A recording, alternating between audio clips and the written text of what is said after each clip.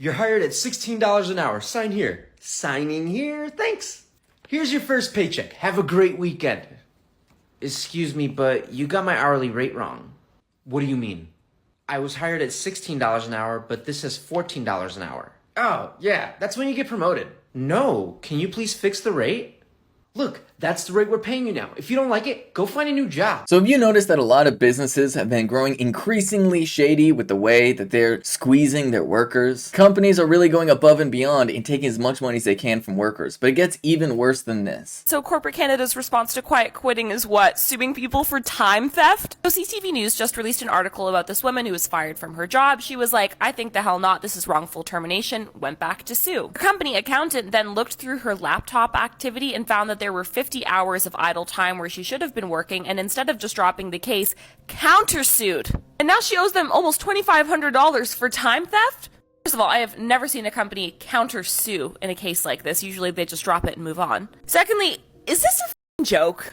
So these TikToks from Ruben Cholinyan and Emily the Recruiter point out something that is really frustrating, which is that companies are finding new ways to fleece their employees. And fundamentally, this ranges from the full gambit all the way in the beginning to being dishonest about their hiring practices, not posting wages or hours, being dishonest about wages or hours, offering introductory rates that are lower than what they advertise the job for, forcing people to pay for their own training or uniforms at work, all the way to introducing increasingly invasive technology that is meant to scrutinize whether or not you're quiet quitting, to monitor your laptops and even personal devices to make sure that you're working hard all of the time, 100% of the time. And this has put workers in an impossible situation where the assumption is that we should have to, in some sense, pay to work. That fundamentally we owe something extra or significant to our workplaces, that we should have to pay for our own work uniforms, that we should have to pay for the training that we do because that's something that we are getting.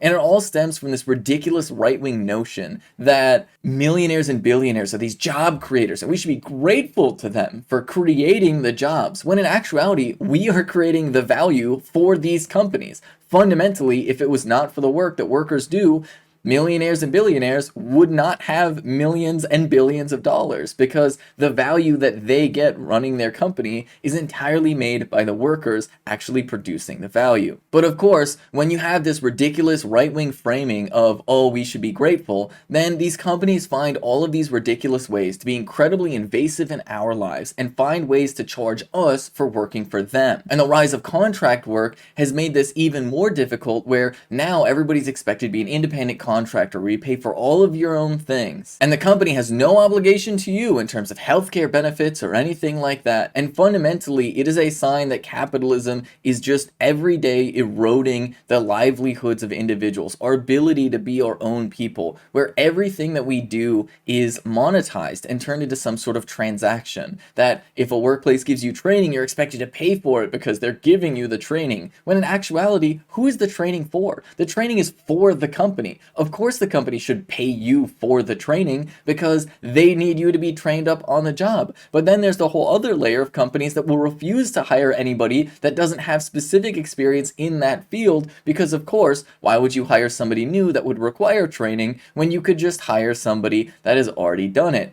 Except for, then it puts you in an impossible situation where these companies literally can't find people, and they're kicking and screaming about why people who have a ton of experience don't want to work for them, when they're offering incredibly low wages but also demanding a ridiculous amount of experience. And fundamentally, this is the problem within capitalism, because the core tension will always be there. So long as there are employers and employees, the employers will want to pay the employees as little as possible in order to maximize their profits. But on the other end of that, they will also want to charge consumers as much as possible, which is why capitalism breaks so frequently. Because of course, if workers are also the consumers and workers are getting paid little and they want consumers to pay a lot, then it just becomes not financially viable to survive. And that is where many people in the United States of America fundamentally are, where the day-to-day cost of living is so high and wages are so low that people are struggling to get by. And instead of addressing this core problem, the capitalists try to find clever new ways to squeeze out even more money out of workers. And of course, this is all amid a time when profits are doing marvelously well. Giant companies are as profitable as they've ever been. And yet somehow, as working class people, we have to pay the toll for rich people wanting to be even more rich.